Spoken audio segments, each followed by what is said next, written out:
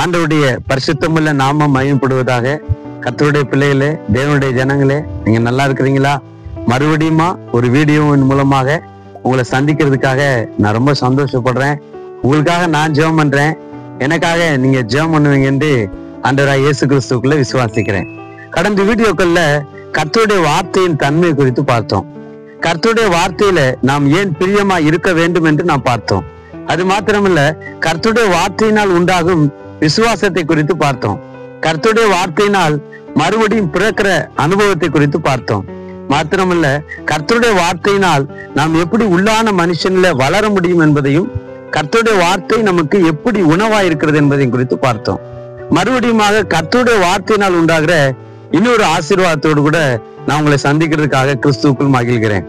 பாருங்க, சங்கீதம் 107வது அதிகாரத்துல 20வது வசனம் சொல்கிறது, அவர் தமது வசனத்தை அனுப்பி அவர்களை குணமாக்கி அவர்களை அழிவுக்கு தப்புவிக்கிறார். இயேசு கிறிஸ்து என்ன செய்யறாராம்? தம்முடைய வார்த்தையை அனுப்பி நம்மை குணமாக்குகிறாராம். அப்ப நம்மை சுகமாக்கக்கூடியதாக கர்த்தருடைய வார்த்தை இருக்கிறது. நம்மை குணமாக்கக்கூடியதாக கர்த்தருடைய வார்த்தை இருக்கிறது. கர்த்தருடைய வார்த்தையில நமக்கு ஒரு சுகம் இருக்கிறது, நமக்கு ஒரு ஆரோக்கியம் இருக்கிறது என்பதை இந்த வார்த்தையின் மூலமாக நம்ம என்ன செய்யறோம்? அறிந்து கொள்கிறோம். இந்த தேவனுடைய வார்த்தை என்பது ஒரு மருந்து பாட்டில் மாதிரி. இதை நீங்க ஒவ்வொரு நாளும் பருக பருக பருக உங்க வாழ்க்கையில உள்ளான மனுஷன், புறம்பான மனுஷன். இப்போ ஒரு மனுஷனை எடுத்துக்கிட்டீங்கன்னா, வெளியில கண்ணுக்கு தெரியுற ஒரு மனுஷன் இருக்கிறான். அவனுக்கு கண்ணு, காது, இப்படி சரீர உறுப்புகள் எல்லாம் இருக்கிறது. உள்ளான ஒரு மனுஷன் இருக்கிறான். அந்த மனுஷனுக்கு பேரு ஆவி ஆத்மாவுடைய உள்ளான மனுஷன். இந்த புறம்பான மனுஷனுக்கு ஒரு நோய் வந்தா கூட அந்த நோய்க்கு மருந்தாகவும் இந்த ஆண்டவருடைய வார்த்தை இருக்கிறத நாம் பார்க்கிறோம். பாருங்க, மத்தேயு சுவிசேஷம் 8வது அதிகாரம் 8வது வசனத்துல ஒரு 100க்கு அதிபதி வருகிற ஆண்டவர்கிட்ட.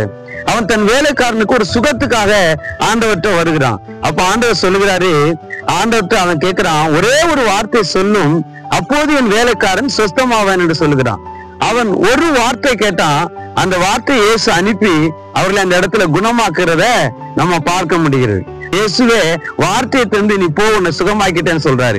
அவன் நம்பி விசுவாசித்து போனா சுகம் பெற்றான். இன்றைக்கு நம்முடைய வாழ்க்கையில சரீரத்துல எந்த வியாதிகள், பலவீனங்கள் வரலாம். அந்த வியாதி பலவீனத்தை கண்டு நீங்க பயப்பட வேணாம், கஷ்டப்பட வேணாம், கலங்க வேணாம், நீங்க அதேரியப்பட வேண்டியதில்லை. தேவனுடைய வார்த்தை என்கிற மருந்து நமக்கு இருக்கு. அது எல்லா நோய்களுக்குமான மருந்தா இருக்கு. ஆண்டவர் சொல்லியிருக்கிறார், என் தழும்புகளால் உங்களை குணமாக்கினேன் என்று சொல்லியிருக்கிறார். பாருங்க, நீதிமொழிகளை நாம் பார்க்கிறோம். 4வது அதிகாரம் 21வது வசனத்துல, அவைகள் உன் கண்களை விட்டு பிரியாது இருப்பதாக, அவைகளை உன் இருதயத்துக்குள்ளே காத்துக்கொள், அவைகளை கண்டுபிடிக்கிறவர்களுக்கு அவைகள் ஜீவனும் உடலுக்கெல்லாம் ஆரோக்கியமாம். கர்த்தருடைய வார்த்தையை கண்டுபிடிக்கிறவர்களுக்கு அதுதான் ஜீவன், அதுதான் உடலுக்கான ஆரோக்கியமாக இருக்கிறது.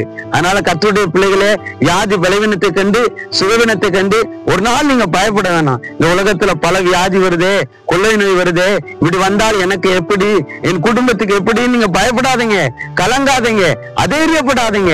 கர்த்தருடைய வார்த்தை என்கிற மருந்து பாட்டில் நமக்கு இருக்கு. தேவன் நமக்கு அந்த வார்த்தையை தந்திருக்கிறார்.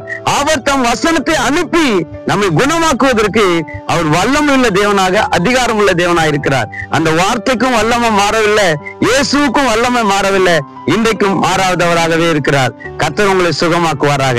இப்பொழுது நான் உங்களுக்காக ஜெபிக்கிறேன். பரிசுத்த பிதாவே, உமக்கு நன்றி செலுத்துகிறோம். இந்த வார்த்தையை கேட்கிற அன்பு பிள்ளைகள் எந்த வியாதி பலவீனத்தோடு போராடி கொண்டிருந்தாலும் உடைய வார்த்தையை அனுப்பி அவர்களை சுகமாக்கும், ஆரோக்கியமாக்கும், விடுதலையாக்கும். கர்த்தர் அப்படி செய்ய போறதுக்காக உமக்கு ஸ்தோத்திரம். இயேசுப்பா நாமத்தில் ஜெபிக்கிறோம் நல்ல பிதாவே, ஆமென். நீங்க இவ்வளவு நேரம் கர்த்தருடைய வார்த்தையை கேட்டதுக்காக ரொம்ப சந்தோஷம். தொடர்ந்து நம்ம சேனலை நீங்க ஃபாலோ பண்ணுங்க. நம்முடைய வீடியோக்கள் எல்லாவற்றையும் நீங்க பாருங்க. வெவ்வேறு கர்த்தருடைய ஊழியர்கள் வெவ்வேறு விதங்கள்ல கர்த்தருடைய வார்த்தையை அழகா உங்களுக்கு கொண்டு வருவாங்க. எல்லா வீடியோவும் பாருங்க, லைக் பண்ணுங்க, ஷேர் பண்ணுங்க. உங்களுக்கு தெரிஞ்சவங்களுக்கு நீங்க அதை பரிந்துரை செய்யுங்க. கர்த்தர் உங்களை ஆசீர்வதிப்பாராக. ஆமென்.